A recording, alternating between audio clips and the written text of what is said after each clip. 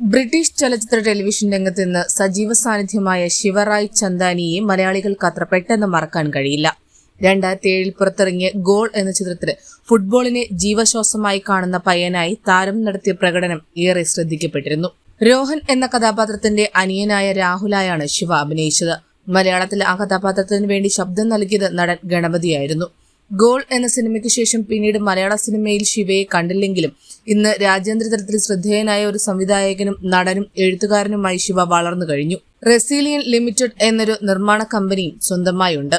താനൊരു non binary വ്യക്തിത്വമാണെന്ന് തുറന്നു പറഞ്ഞ ശിവ ലിംഗസമത്വത്തെയും ഖീർ സമൂഹത്തിന്റെ അവകാശങ്ങളെയും മുൻനിർത്തി നടത്തുന്ന പ്രവർത്തനങ്ങൾ ആഗോളതലത്തിൽ വലിയ അംഗീകാരങ്ങളാണ് നേടിക്കൊടുക്കുന്നത്. ശിവ സംവിധാനം ചെയ്ത ഖീർ പരിവാർ എന്ന ചിത്രത്തിൽ ഐറിസ് പ്രൈസ് നേടുകയും ബ്രിട്ടീഷ് അക്കാദമി ഫിലിം അവാർഡിന് യോഗ്യത നേടുകയും ചെയ്തിട്ടുണ്ട്. കൂടാതെ ഓൾവേസ് ആസിഫ എന്ന ഡോക്യുമെന്ററിക്ക് ബാഫ്റ്റ നോമിനേഷൻ ലഭിച്ചതും വലിയൊരു നേട്ടമായി കണക്കാക്കപ്പെടുന്നു.